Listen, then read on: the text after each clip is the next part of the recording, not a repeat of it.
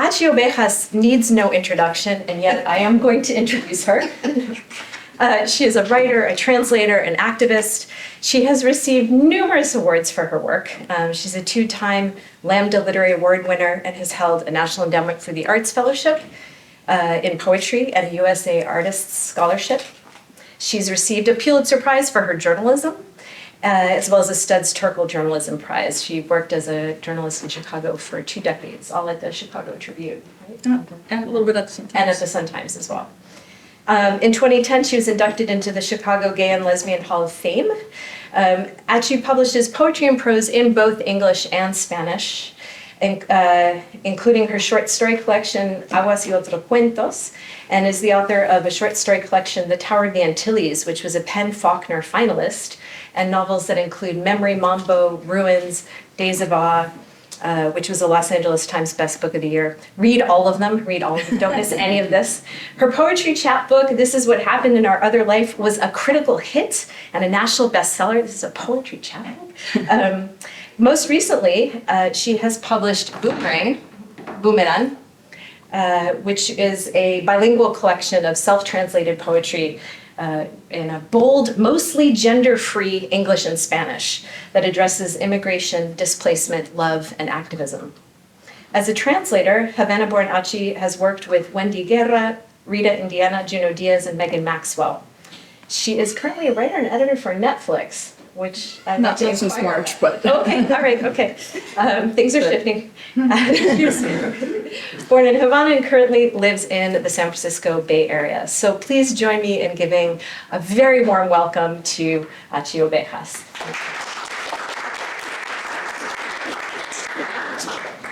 thank you. I think I taught a class in this room, so I feel like a lot of ghosts are haunting me today. Anyway, I'm going to read from Boomerang, but I'm also going to read from a new collection that is coming out with Beacon next year called The Boy Kingdom. So they're kind of a little bit mixed together, the pieces. And I think we're going to save some time for questions. Yes, yeah. All right. Can you guys hear me? Mm-hmm. Okay, good. I'm not always the most projected. Okay. Ana Mendieta, I'm going to stand actually. Ana Mendieta is the president of Coca-Cola and dresses in yellow. A mother of millions, an international pop star rolling by the riverside covered in spit and feathers. Ana Mendieta is the U.S. Senator from Florida, the governor of New Hampshire, 4 feet 10 inches seared into wood, traced with blood, formed from mud and grass and gunpowder. She leans on the bar counter, a mentirita in her hand. Ana Mendieta is the Grand Duchess of Luxembourg, a prestigious professor of international law at the Geneva School of Diplomacy and International Relations.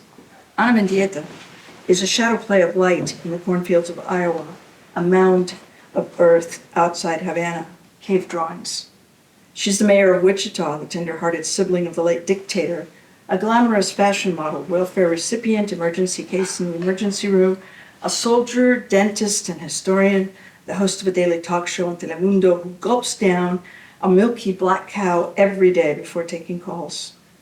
Ana Mendieta is the intellectual author of Miami's Resurgence, the evil genius behind the bombing of a plane that killed every member of the national fencing team, and the man who ripped out his lover's guts when she moaned the name of another. Ana Mendieta is a power hitter, MVP, and 6-time All-Star celebrating a gay B&B on Duval Street with a chocolate slam and a tray of cocaine. Ana Mendieta is the president of Coca-Cola and a double agent. She rented the sitcom, The Telephone, birthed Amazon, came over with 14,000 kids and got deported 2,021 others, mostly murderers. Ana Mendieta fears that if she weren't an artist, she'd be devoted to a life of crime. Ana Mendieta is subject and object. She's overwhelmed by feelings of being cast out of the womb, from the island, from exile. Ana Mendieta is a target of racism and a particularly fierce misogyny. She has a wicked cackle, a cruel flutter of hands. She swallows a dark and dirty, an eye of the storm, a fucked up float. Ana Mendieta is the goddamn president of Coca, and she's both gleeful and embarrassed by the millions she earns, but also keen on what all that money can do. She's on the outside looking in and so in with the in crowd. Ana Mendieta is alone. She pushes and presses her face against the glass until there's a tiny hairline fracture that snakes back and forth, and the glass separates so she can pop each piece with her fingers. Ana Mendieta is the youngest of all, the last to open her eyes when Earth was created. She's the feminine ideal, the masculine ideal, the non-binary ideal, and inspires lust and fruitfulness. She loves handheld fans and mirrors and is constantly dipping her fingers in honey jars. Ana Mendieta loses interest quickly. She's a peacock, a sack of bones, a woman dozing on the roof of a deli 33 stories down. The pieces from The Boy Kingdom don't have titles. They just are. And this is one of them.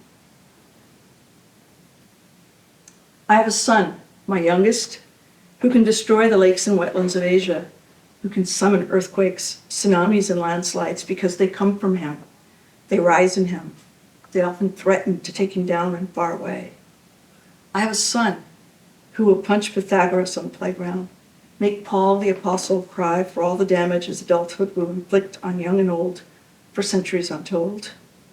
I wait only for signs, the goats sprinting for the hills, cats chasing their own tails, the hot, hot rain on my head, the texts that say, come and get him, please come and get him, save us. It's normal to be born out of sorts and not know it, I tell him. What he's noticed are the boats on the water, the boats equipped with smaller boats fleeing and even smaller boats. I have a plan, though I know my options are limited. First, we need to do something about the receding seas, the exposed reefs, the sea bass, the bluefish, and red mullets fluttering on the now unreliable shores.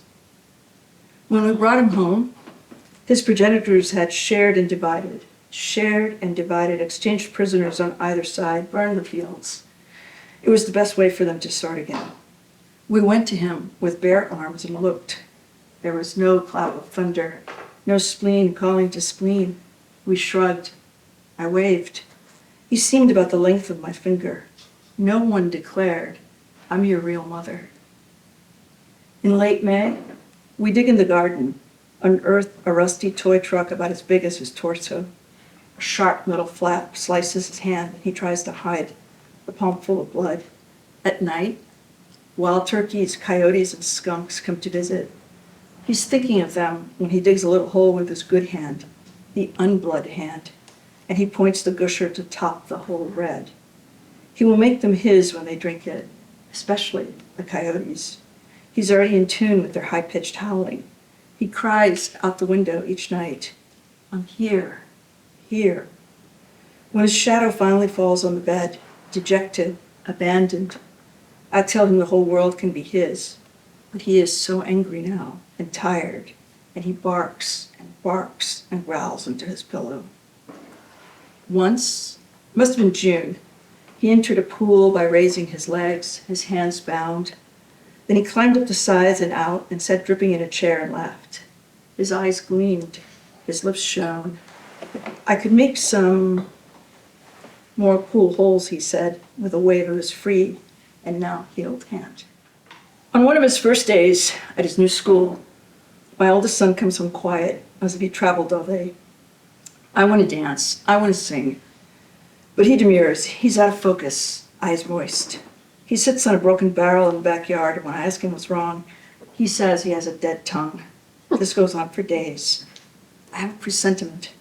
I tell him I used to get beaten to a pulp at school, each year at a new school. Why? He asks. Because I couldn't speak English, said things wrong, was constantly tricked into pronouncing profanities, couldn't say sheet. The teacher would wash my mouth out with soap. Soap? He thinks this is hilarious. Then he spills it. A couple of boys yell at him.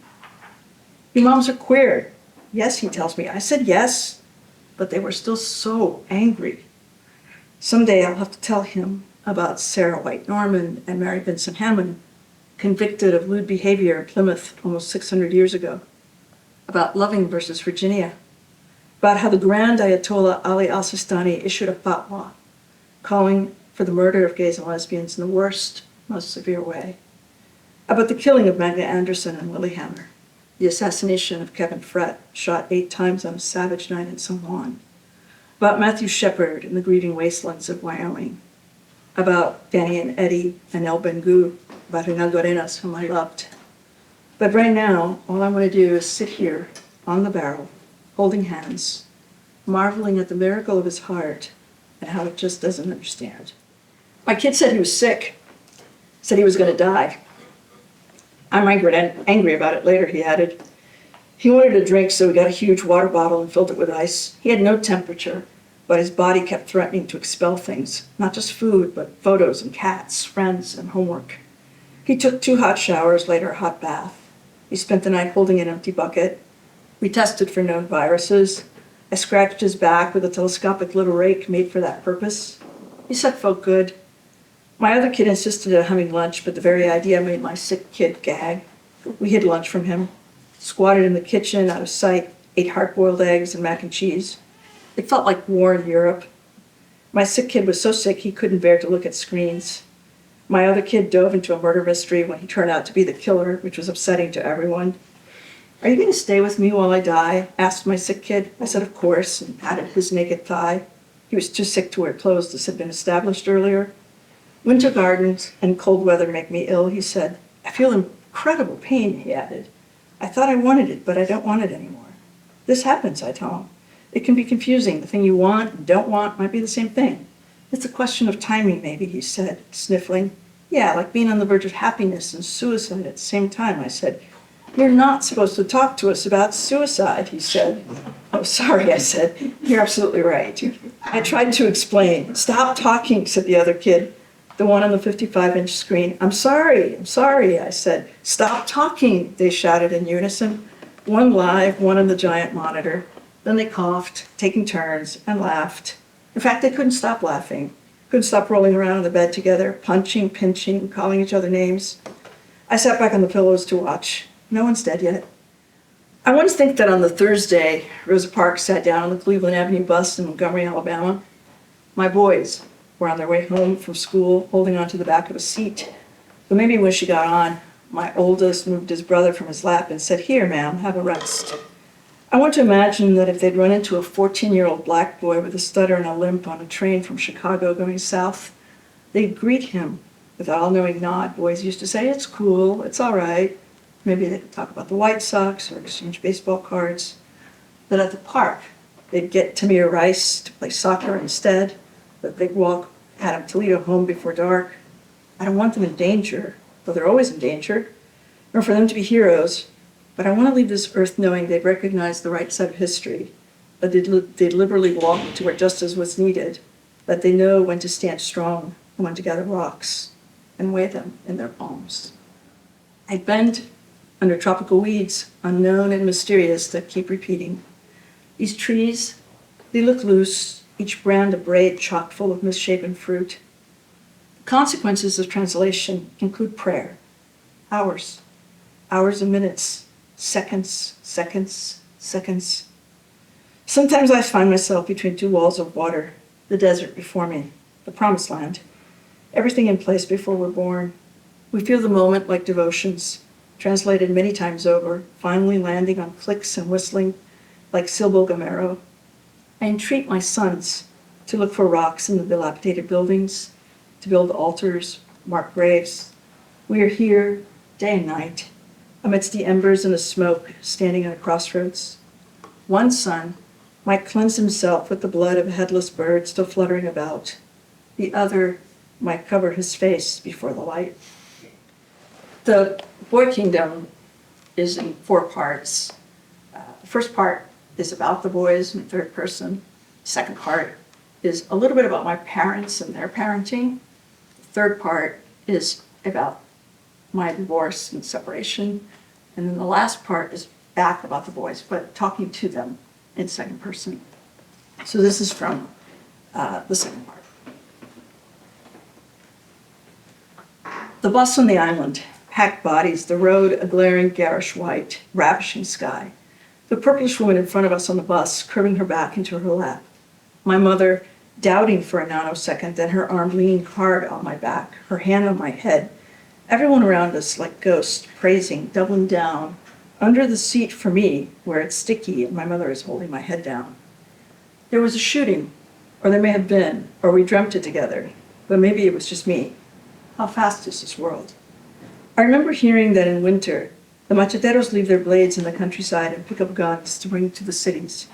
Rice weevils writhe in pantries and everything has to be burned. I could see flames on the bus, my mother's hand on my head keeping me down, down. Is the bus on fire? Is my mother on fire?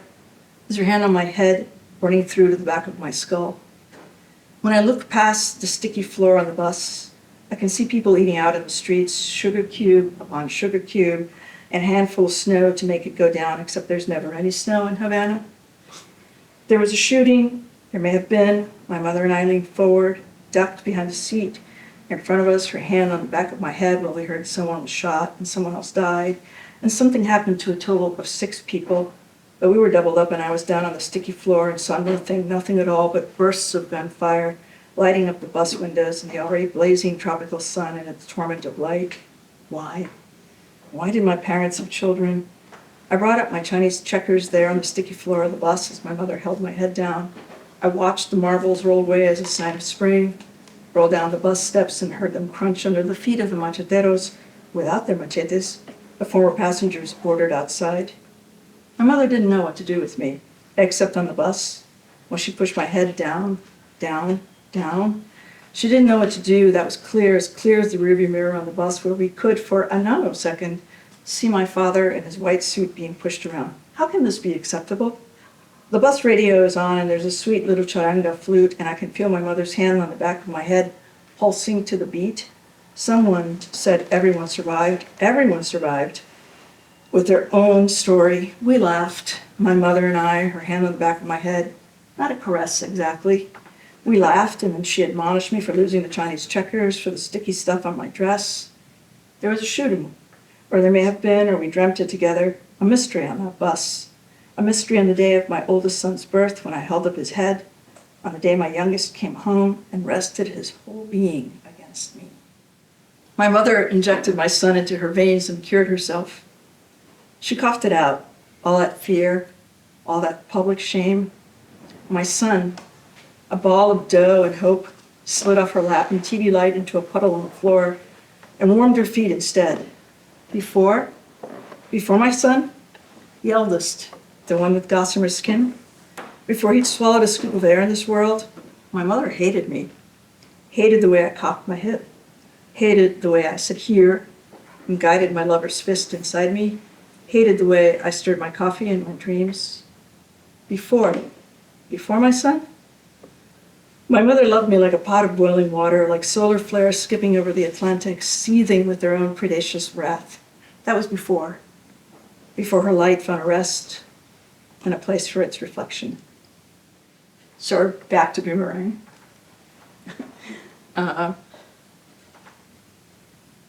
This I wrote after the slaughter at Tree of Life Synagogue. I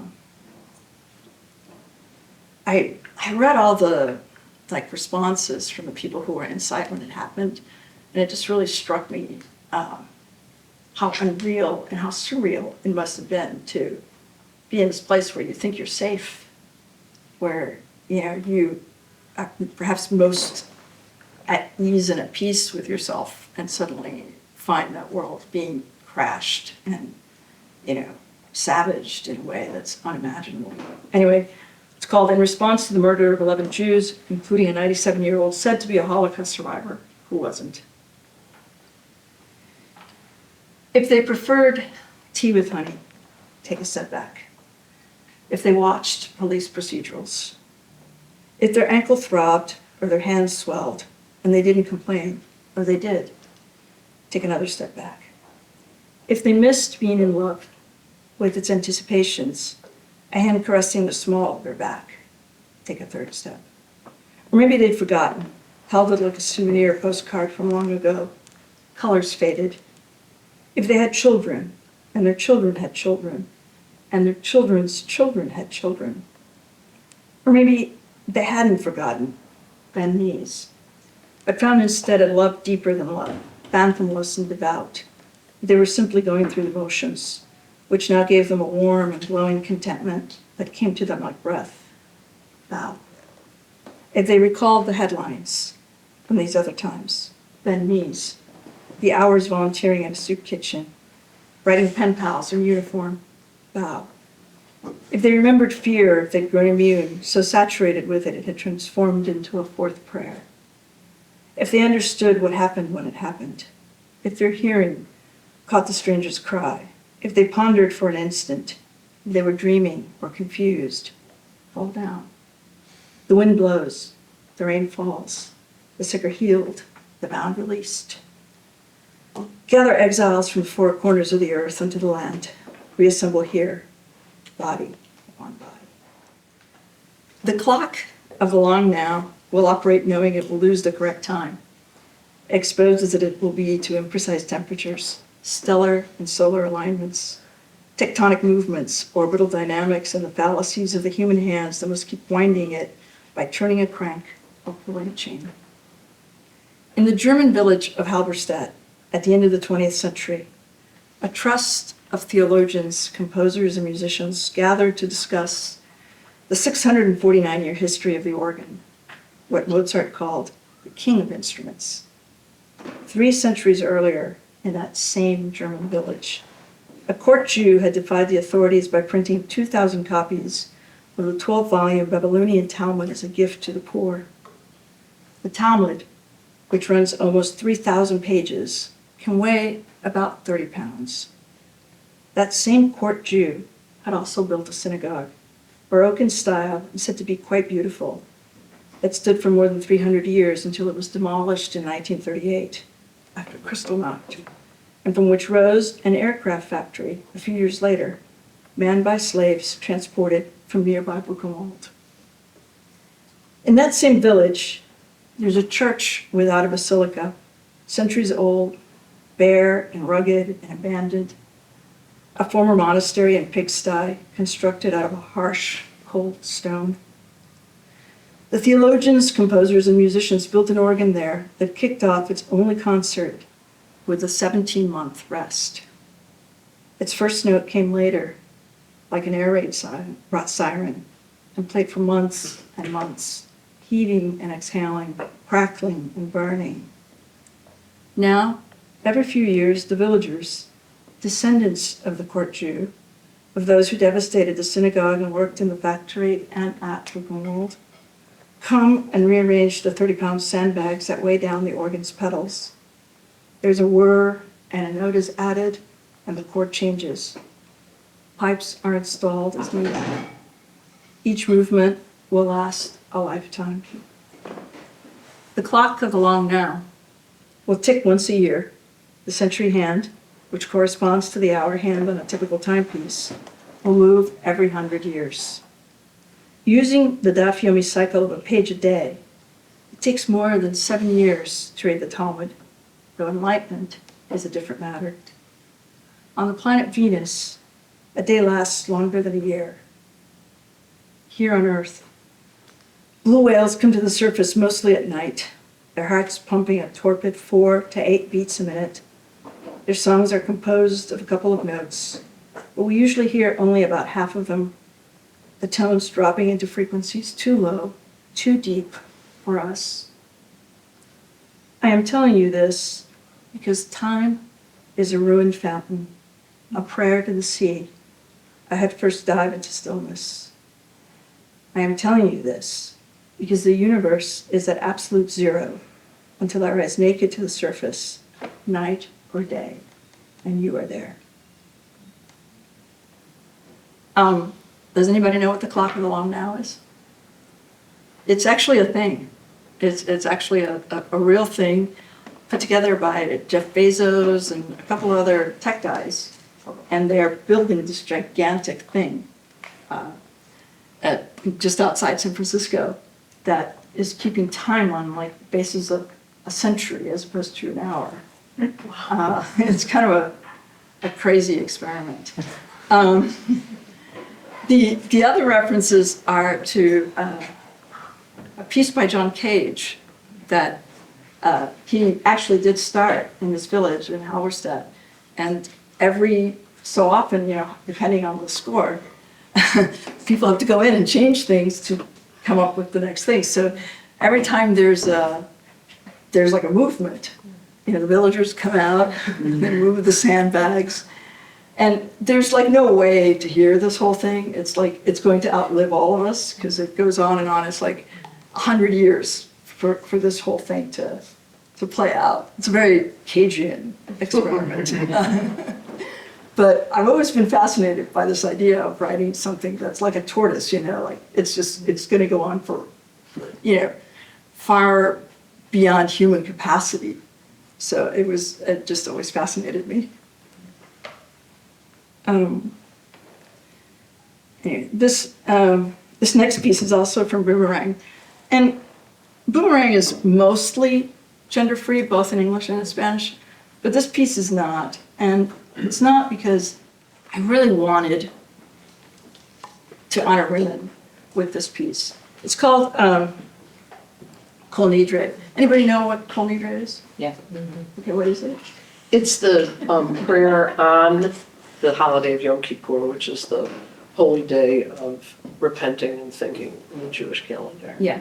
And Kol And Nidre, it means all vows. And it's sort of, are you going to keep your vows? Are you going to break Right. your vows? and Kol Nidre has special meaning for the Sephardic because it is also a prayer to forgive apostasy. And a lot of the Jews who survived the Inquisition did so by lying about being Jews, right? They pretended to be Christians or whatever.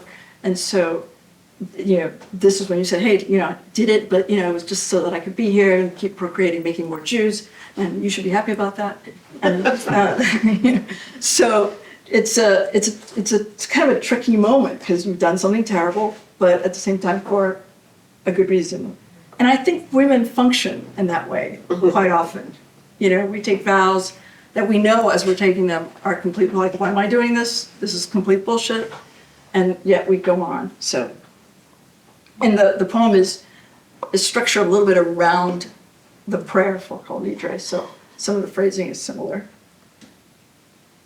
With the consent of no one, we pray among the dykes, the miscreants, the homeless, the enraged, the jobless, the women who've had abortions, the women who've had to give up their children, the women who raised their children, the women who raised other women's children, the deported, the refugees, the exiled, the stateless, the sick, the women who take care of the sick, the women who believe in a higher power and those who don't, who howl at the moon and those who just howl, those who bleed and those who don't, the drug addicts and the love addicts, the disabled, the women who take it and the women who hit back, and the women who run, the women who were orphaned, the women who partnered, and the women alone, by choice or circumstance, the women who stayed, the women who are here now. All vows, all things we've forbidden ourselves, the oath we've sworn, the laws we've reluctantly agreed to, vows made in doubt, vows coerced, all we promised and dedicated and forbade ourselves. From now on, let us be released. Who told us we were naked? Who told us shame is shame? Eat of the fruit, sisters. And this poem is called Volver, which means to return. It's actually a direct reference to a tango by Carlos Gardel from about mid-century. And it's all about sort of the lost homeland. There are a lot of little funky references in here to, like Jose Marti, and I think there's a lyric from, Los Tigres del Norte, and a lyric from Lamar Hendricks, and it just goes on. But it's one of my favorite pieces. And I'll finish with this one, and then we can, yeah. You're returning. You're going back to where it all began. Careful to engage in a necessary oblivion of the circumstances that took you away in the first place. You will hold your breath and pretend enough answers have been provided to satisfy your pride, your urge to be here, on the threshold of what had been home, if not for a people, if not for the price of sugar and oil on the world market, if not for the assurance of safety and comfort elsewhere, if not for revolution and exile. Y aunque no quise regreso, siempre se vuelve. Here is the sea, the jeweled sea, flickering with caution. The sea, soaking you, stopping you in your tracks, impeding your salt-encrusted progress. And here, too, is the sea, its waves knocking you off balance so you must reconsider what you know of the view, an arresting vista, the promise of atonement in your return. Someone is saying, put your mouth on mine. Put your mouth on mine and let us create a flora to sustain us. Put your mouth on mine. Put your mouth on mine and walk carefully, this way, side to the water's edge, tilting our heads together to see the inner tube, the vacant skiff, the remains of a flying machine. Put your mouth on mine. Breathe and don't worry about the aftertaste. Es un sople la vida. Oh yes, you have returned, and you want to drop to your knees and kiss the ground, embrace the columns in the old city, the neighbor who remembers you when you were a newborn and not yet an exile, not yet marked for departure by air or water, solo or accompanied, legal or illegal. Behind you hear, hey, you, returnee, did you bring me? But no, don't turn your head. Stay here. Disseminating emotions in our shared spit. Put your mouth on mine. Put your mouth on mine. Your step is halting. You're obeying this ritual, a convention with which you're utterly unfamiliar, and have surrendered to this breathing down each other's throats like a native. Later, you will confuse the beginning and end of the journey, the packing and unpacking and repacking of your bags. You will forget what you brought to give away and what you brought to put back in its proper place. Le olvido que todo destruye. You will be confused about what to take, what to accept, what to leave behind. You will weep while walking on the boulevards, and you will notice that as you pass, the students on the seawall are also weeping, as are the young mothers and the pickpockets, the new entrepreneurs and the masturbators. Someone will say, put your mouth on mine. And someone else will say, we are all weeping because you weren't here. We are wrecked because you weren't here. How can we have talked about progress without your input? How can we have contemplated the beauty of the sea without your voice in the national discourse? We are weeping because there is a hole in the nation where you should have been, a deep and painful hole, a black hole with your name on it. Now, put your mouth on mine and let's tilt our heads towards the abyss and be careful not to fall. Put your mouth on mine and don't worry about the aftertaste. It's nothing. It's the taste of nothing. The wind, a goose egg, a knot on the quipu. Put your mouth on mine and let the wind become a voice that tells the story in which the goose egg is you. Tengo miedo del encuentro. Tengo miedo de las noches que pobladas de recuerdo encadenan mi soñar. Tengo miedo de decirte que te quiero y no quererte. You ever feel like nobody ever understands you but you? Cultivo. Cultivo una rosa. Cultivo una rosa blanca. Cultivo una rosa blanca en junio como en enero. The sea. The blue sea. The blue sea beneath the battleships, the freighters, the cruise ships. The blue sea beneath the empty inner tube, the vacant skiff, the remains of the flying machine. It's a short distance, a meager expanse. Put your mouth on mine. Put your mouth on mine. ¿Y qué? ¿Eh? ¿Y qué? You have returned to shake hands with everyone, with sworn enemies and innocents, con la amiga sincera, con la cruel que me arranca, with the carefully selected audience that has been prepared for your performance. You shake some hands with reluctance and others eagerly, but you shake and shake until someone hands you a script and then you stop and stare. Oh, you recognize this. A lullaby, a presidential address perhaps. God damn it, how do you read that accent? How do you bring all the eloquence of your heart to the moment when your tongue stumbles and falls like a tourist who's gone too far out on a tamarind limb? Cultivo una rosa blanca, carajo. You set out to write your autobiography, which will be a collective biography of all the people who were exiled with you. You want to be understood. You want to be precise, so you leave out metaphors, you leave out anything that could be symbolically confusing, you leave out the politics, you leave out the part about exile in your mouth and mind. Using a long goose feather quill, you write, I have come back to extend my hand in kinship. You write, sometimes the most important changes happen in small places. You write, the tides of history can leave people in conflict and exile and poverty. You write, it takes time for those circumstances to change. You write, the recognition of a common humanity, the reconciliation of a people bound by blood and belief in one another, you tilt your head back towards the water's edge, the black hole, put your mouth on mine. It's an order, man. Do you not understand? Exile is actuality, animation.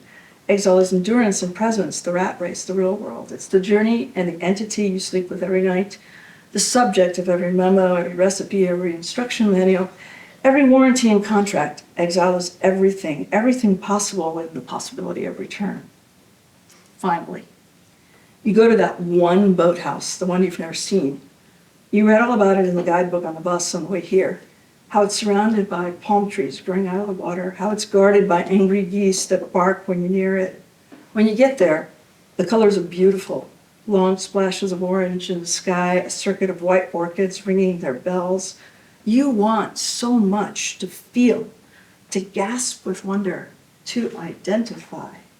You want the geese to bark, to bite your ankles and maybe draw a little blood, but they're tired, curled like kittens on the water's edge. You want desperately for someone to approach you and ask you to put your mouth on their mouth and breathe some kind of warmth, but it's lonely here, lonely and soon very dark. You break into the boathouse, which is dilapidated and slippery with moss.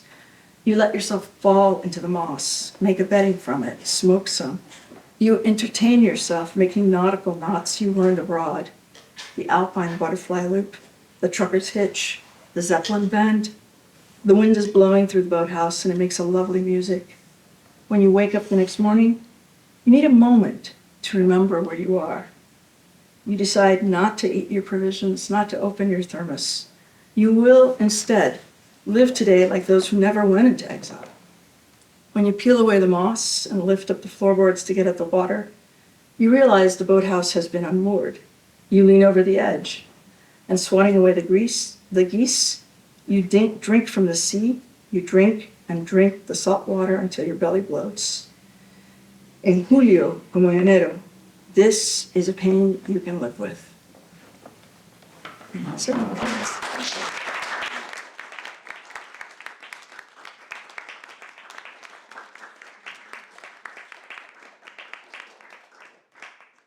you so much, Achy, for this reading. That was just so powerful, and it was great to hear poems from both collections together. So thank you for treating Thank you us. for the indulgence. Oh, no. With the new poems. No, it is our privilege. So we have some time for questions. I know many of you have things you want to talk about with Achy about her writing, poetry, prose, her translation. Maybe I'll ask a question to get it rolling while you all get warmed up and think of things like, yes, thank you, super, yeah. Thank you so much. That was wonderful. Thank you. I'm still hearing some of the poems that you read from the most recent collection. The Uh-huh. title is Boy's Kingdom, right? The Boy Kingdom. The Boy Kingdom. Yeah, and I know I seem to remember you didn't read from that last fourth section, right? You only read from the first section.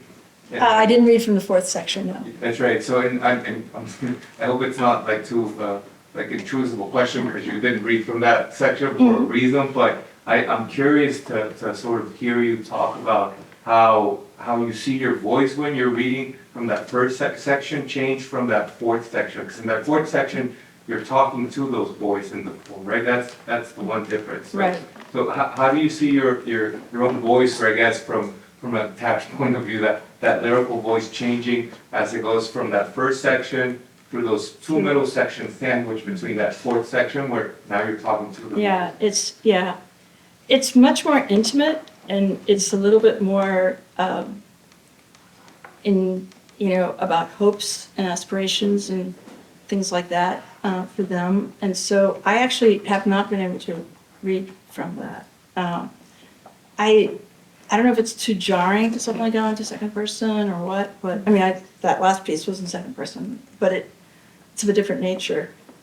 So I've only read from the Boy Kingdom a few times, like maybe 3 or 4 times, and I've yet to reach into that particular section or anything. Now you're going to make me think about it, of course. Now I'm going to stay up at night and worry about it. But yeah, I think that it's just a little bit too close. They're also shorter poems. They're much shorter. And yeah, like I said, they're a little bit differently. Yeah. Yes. Yes, thank you so much for this reading. I have a question. I was wondering if you could elaborate a little bit on your idea of gender-free poetry, because, I mean, on a very kind of technical level, that's in many languages linguistically just not possible, right? So I was wondering if you could speak a little bit about that. Are you expanding pronouns, avoiding pronouns, redeploying pronouns, or gendered nouns? So Yeah. the main questions are how and why. Well, the why is because, you know, I have these two boys, and I think a lot about what it means that I'm raising boys. I mean, and I'm raising boys without a man. I'm raising boys, you know, in a kind of a, you know, semi-matriarchal situation here. And we live in California, which is, you know, fair and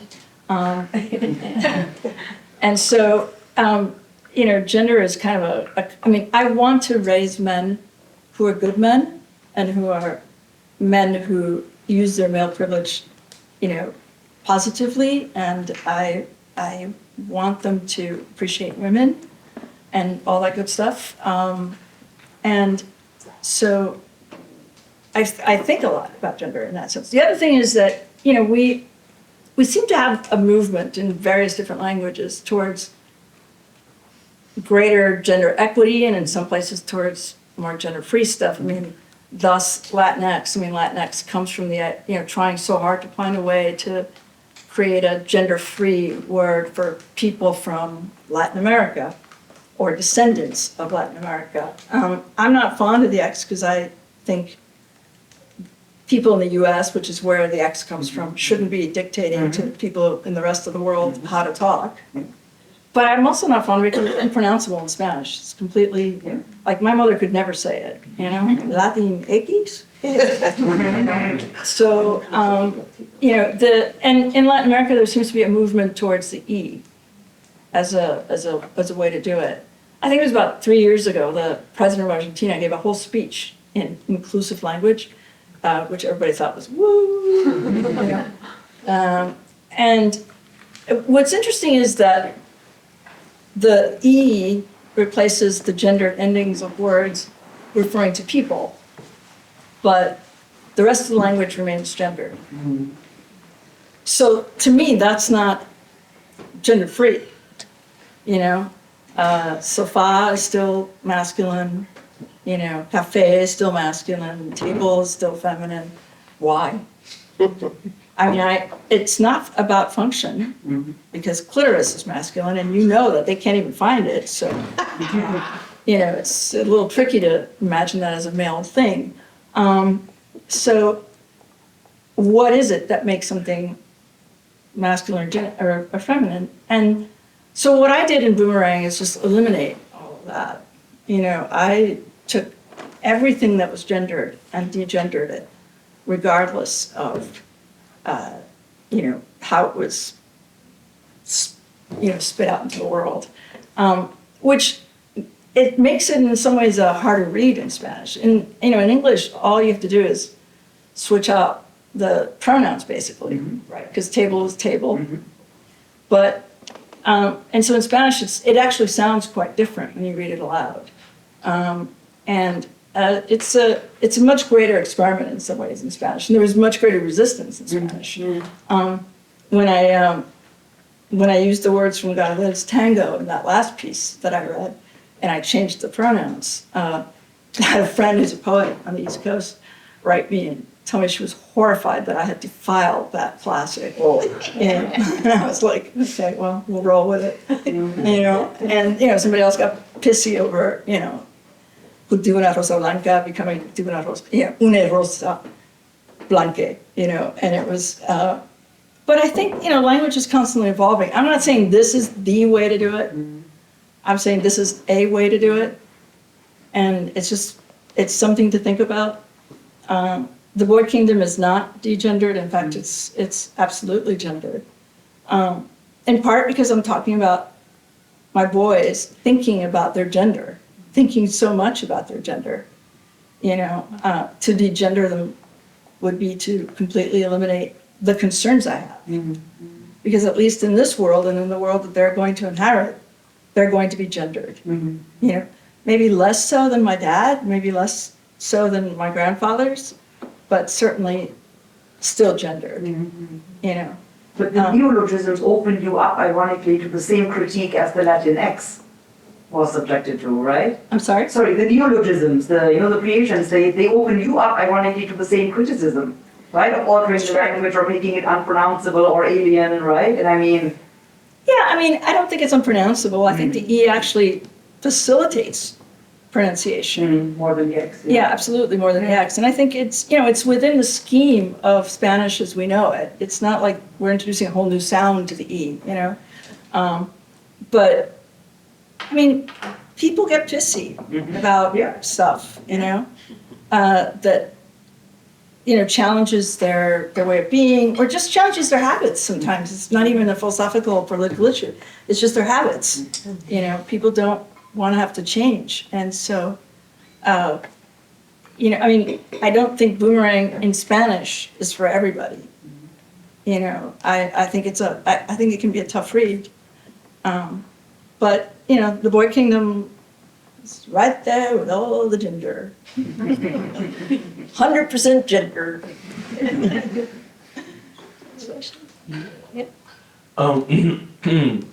I know you probably just answered this question in like a different way, but it wasn't clear to me. You gave a reason why you made the boys. What was the name? What was the name of that one? The Boy Kingdom? The Boy Kingdom. You explained why you made the Boy Kingdom gendered. Why did you make the second one non-gendered in the first place? Were you just experimenting with? Well, it's actually the other way around. Boomerang came first, and it's the one in which I was experimenting with no gender. And it was because I have, you know, these boys, I think about gender a lot, and I was sort of trying to imagine a world in which they could exist without gender. And also, you know, it's something that, you know, I don't know, my universe of friends talks about a lot, you know, people who are non-binary, people who are trans, people who are, you know, butchy and trying to figure out what it means to be a masculine woman, people who are, you know, trying to figure out what it means to be a feminine man, you know, I mean, what are the borders? What are, you know, where do you cross from one identity to the other? You know, what do I own as a woman? What do I own as a man? You know, what's mine? What's not mine? Where can I, you know, trespass? Where can I not trespass? And so, because this is such a constant conversation, it was, you know, obviously, you know, at play in my mind. But the Boy Kingdom is actually very gender because it's talking about these two boys, as I said, that are going to become men in a world that, however softer, will still be a very gendered world. You know, maybe my great-grandchildren will not be gendered, but these guys will be. Yeah, I wonder, thank you, first of all, for that reading, that was really lovely. I was wondering if you could talk about how you see the relationship between your own writing practice and translation, and how important the one is for the other, and if they are even inseparable, or if they're really entwined practices. I mean, they are entwined now, but they weren't originally, because translation for me started very early. I was the family translator growing up. You know, my parents both, you know, spoke English and certainly could read and write in English, but they had different levels of fluidity. And when we first came to the United States, I was 6, so my ability to gather language, my ability to immediately process it and make it useful was much greater than hers. I mean, that's an age of tremendous language acquisition, whether you're acquiring 1, 2, or 5. So, you know, it was, and I didn't have an accent. So, although I did at first, but very quickly got rid of it. So I was doing very adult things, like, you know, helping my parents do their taxes and, you know, getting the overseas operator so that we could talk to relatives in Cuba and stuff like that. So for me, translation was this thing that everybody did with their parents, right? Because you all did the same thing, right? And that was very practical. And I didn't think of it at all as a creative endeavor. But as I got older, I realized that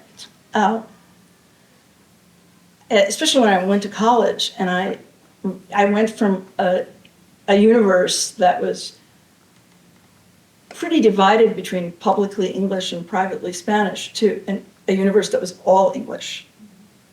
And I found myself missing Spanish and missing, dealing with Spanish and sort of, longing for some way to be in touch with it in an active way.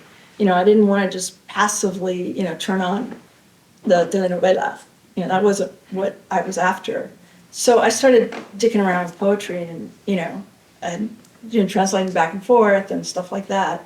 And the first book I translated, again, it happened out of a practical concern, not anything else. That book was Heaven and Noir.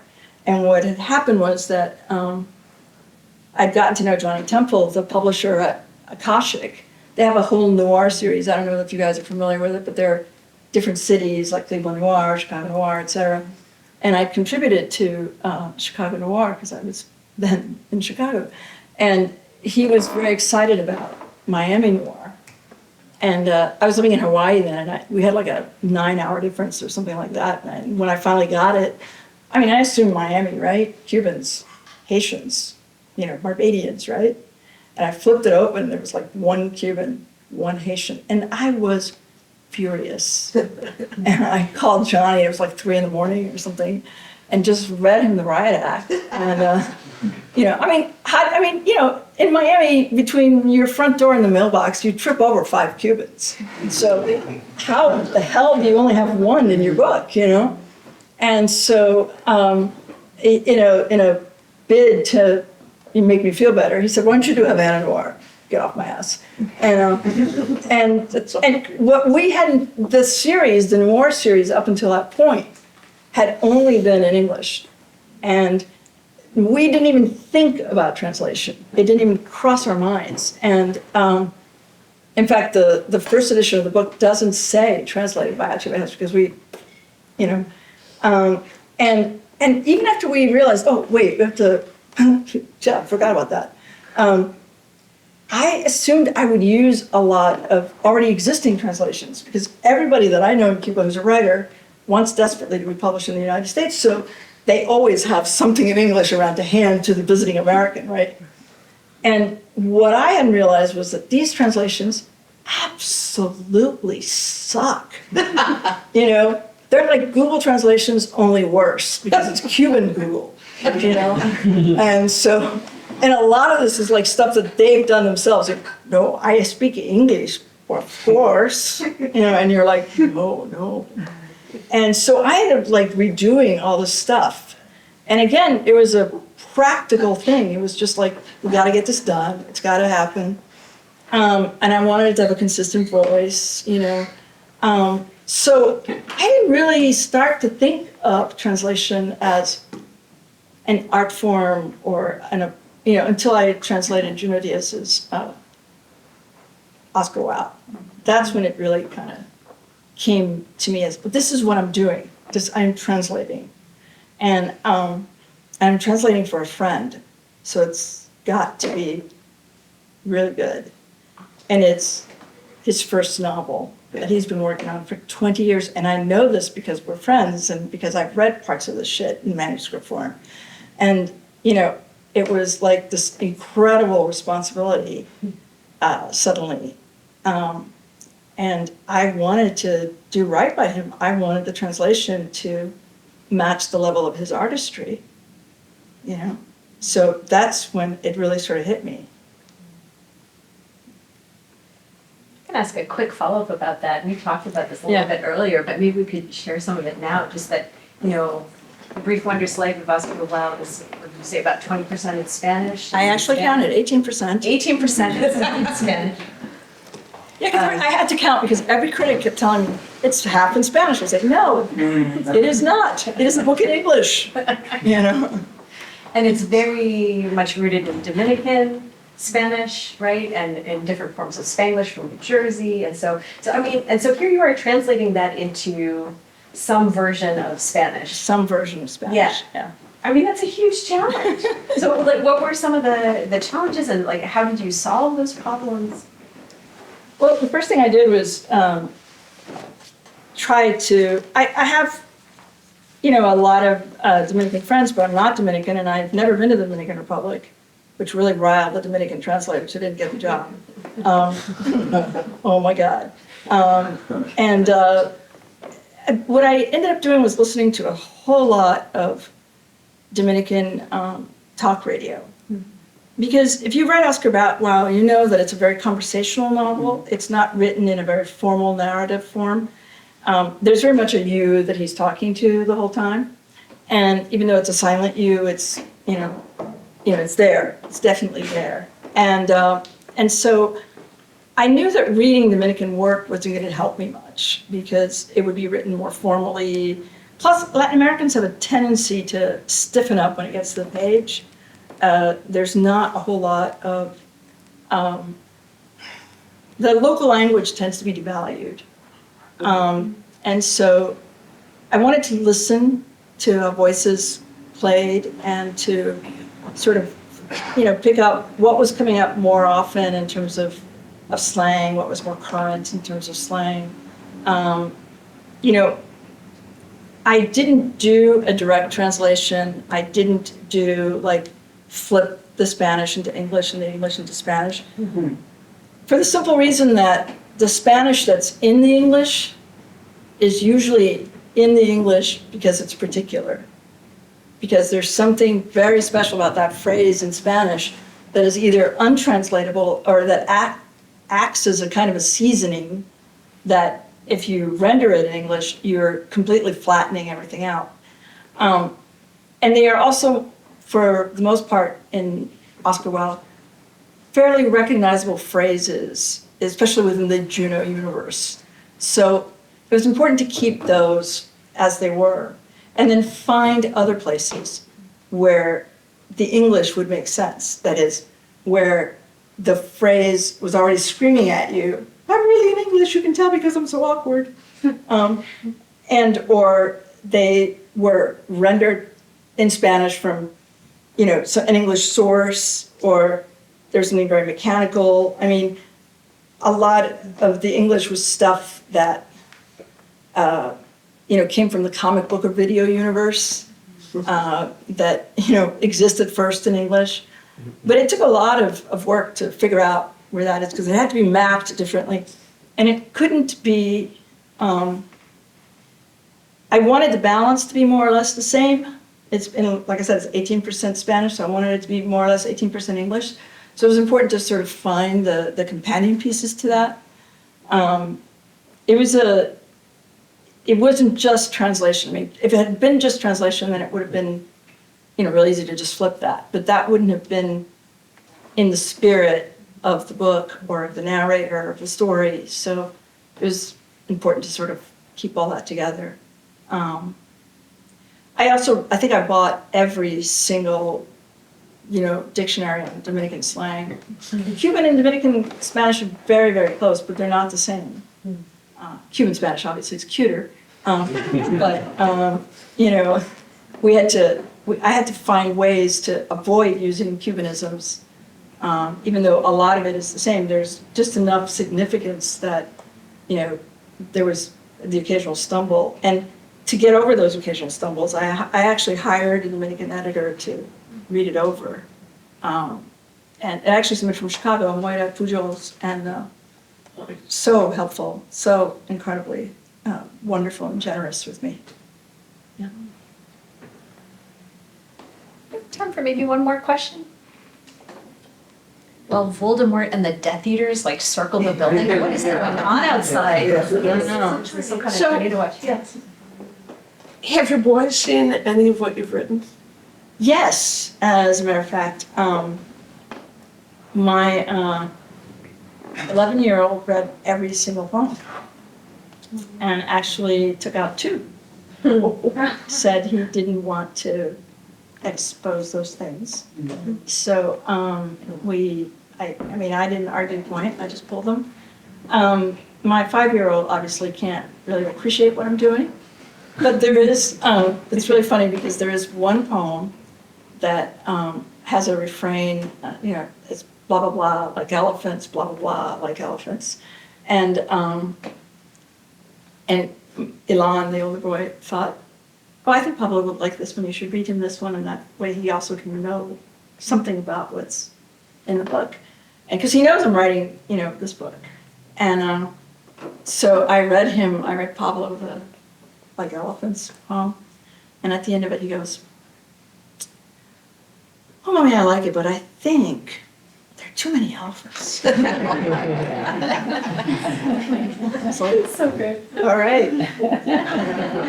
Didn't take out a single elephant, but it was really amusing to me that he's a critic, Yeah. Too many elephants. She's clearly been to poetry workshop, When I was working at Mills College, they used to have all the poetry readings right in the living room of the main building, and Ilan came to so many of them. I think he really got, sort of sucked in by it or something, because he has tremendous patience for it now. And he also saw too many dance performances and too many performances, and everybody was so generous all the time. And he used to walk into dance performances and people would just integrate him.